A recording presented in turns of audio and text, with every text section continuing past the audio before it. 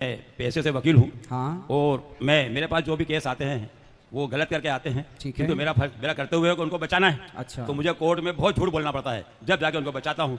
तो इसका पाप किस पे आएगा?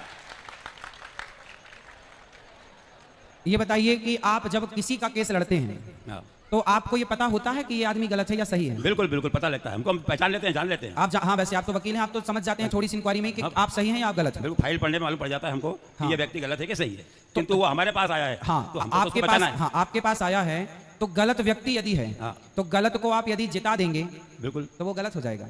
इसलिए जीत हमेशा सत्य की, सही की होनी चाहिए। मैं सही हूं और कोई व्यक्ति गलत है और वो गलत आपके पास आ गया तो आप सोचेंगे ये मेरे पास आया है तो इसे जिताओ। नहीं, कोई बलात्कारी आपके पास आ जाएगा तो क्या आप उसे भी जिता देंगे? यदि आप बिल्कुल बिल्कुल, हमारा पैसा ही है ना यही। हाँ, तो गलत है। करते हुए ये आप हमारे पास जो व्यक्ति आएगा वो किस लिए आएगा? उसकी मदद के लिए कि हम उसको देख सलाह। पर आपको यदि पता है कि ये गलत है ना, वो तो तो यदि गलत है तो फिर गलत को आप मत जिताओ। आप कहो भैया मैं झूठ नहीं बोल सकता, मैं नहीं करता, हम केस नहीं लड़ सकते साहब। तो आप अच्छे लोगों के केस लड़ो, तो कितना ईमानदारी, सत्य को जिताओ। सत्य को जिताएंगे आप तो फिर सत्य जिताएगा आपको। पंडित जी, मेरा ये कहना है कि अच्छे लोगों के तो केस बनते ही नहीं है। केस बनते हैं सिर्फ गरीब। दो लोग हैं केस में, दो लोग होते हैं, एक अपराधी होता है, बिल्कुल, एक जिसके साथ अपराध हुआ वो होता है। हाँ। तो दो में से एक तो सही है। हाँ, एक तो सही है ना। तो आप दो लड़ रहे हैं तो एक तो सही होगा। तो जो सही है आप फाइल पढ़ के समझ लो कि कौन सा सही है। जो सही है उसका केस आप ले लो, भाई तू सही, मैं तुझे जिताऊंगा, और तू गलत है भैया मैं तेरा केस लेते नहीं। जो सही रहता है ना उसका केस तो गवर्नमेंट लड़ती है, हम थोड़ी लड़ते हैं। वो सरकारी वकील लड़ता है, हम तो उनके केस लड़ते हैं। जो हमारे पास आता है प्राइवेट वकील, उनके केस लड़ते हैं, उनको बचाते हैं हम।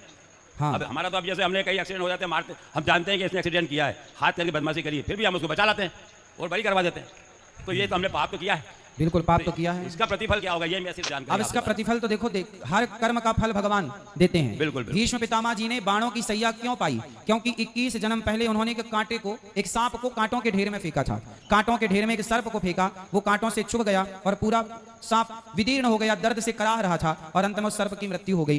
तो कांटों की सैया सांप को दी तो बाणों की सैया भीष्म पितामह को मिल गई। ये कर्म दंड, इसलिए भोगना तो पड़ता है। यदि आप अनजाने में पाप कर लिए हैं तो, और क्षमा मांग लिए हैं, अब नहीं करेंगे तो शायद भगवान क्षमा भी करें, लेकिन हमें पता है कि ये गलत है फिर भी हम पाप किए जा रहे हैं। तो वो दंड, अब आप पूछ रहे हैं कि उसका फल क्या है? पाप आपने जो किए हैं उसका दंड भगवान देंगे। उसका क्या दंड होगा वो तो ईश्वर ही तय करेंगे। हम और आप कौन होते हैं तय करने वाले? ये तो कहना सही है आपको साहब पंडित जी। मैं ये इसलिए पूछने आया था आपसे। हाँ। मैं एक वकील हूँ, इसलिए मैंने आपको जानकारी। आपकी अब उम्र, इस उम्र में आप पहुंचे हैं, अब तो मत करो कम से कम गलत।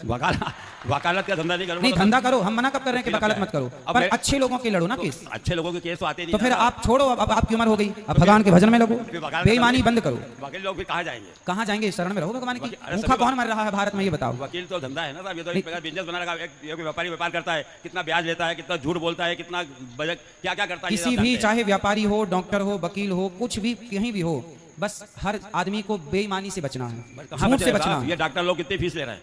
जरा से बीमारी के लिए कितना फीस ले लेते हैं, वो उनको अपन भगवान मानते हैं। कैसे भगवान माना जाएगा? सही है, सबका हिसाब होगा। ईश्वर के घर में थोड़ा देर है। हाँ, ये बात तो सही पर हिसाब जब होगा तो नानी याद आएगी। भाई हम तो साहब, हम तो ये कहते हैं भगवान से कि साहब हमारा ये बिजनेस आपने कुछ धंधा दिया है इसलिए हम ये कर रहे हैं, बाकी हमारा ऐसा कोई पाप करने की इरादा नहीं है। तो क्या करें, आपने हमको ये धंधा दिया काम करने के लिए, अब इसमें हमको बचाना तो पड़ेगा। हमारा करते हुए भगवान ने आपको वकील इसलिए बनाया है कि आप अच्छे सच्चे लोगों को जिताएं, सत्य को जिताएं। झूठ को जिताने के लिए भगवान ने आपको वकील नहीं बनाया। जैसा आपने क्या बोला कि भगवान ने हमें ये काम दिया है, तो भगवान ने, अब जैसे मुझे भगवान ने काम दिया है भागवत सुनाने का, तो मैं आपको भागवत सुनाऊं, तो मैं अभी कोई भक्त भैया क्या बोल रहे थे कि उनके बेटा एक गुरु महाराज से जुड़े हैं, जो गुरु महाराज कहते हैं कि मंदिर क्यों जाते हो। कुछ गुरु महाराज ऐसे होते हैं जो मंदिरों से मूर्तियां फिकवा देते हैं, तो वो लोग उस गुरु पद का दुरुपयोग कर रहे हैं कि नहीं?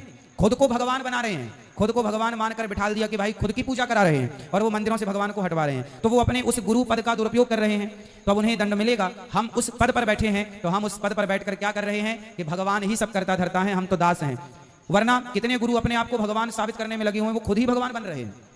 तो वो दुरुपयोग है। जैसे आपके कार्य में दुरुपयोग होता है ना चीजों, ऐसे हमारे यहाँ भी दुरुपयोग कुछ लोग करते हैं।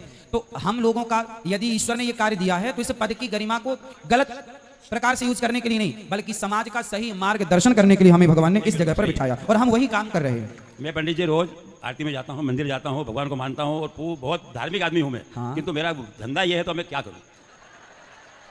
सत्य बोलिए, सत्य की राह पर बिल्कुल चलिए। साहब, अभी मैं मंदिर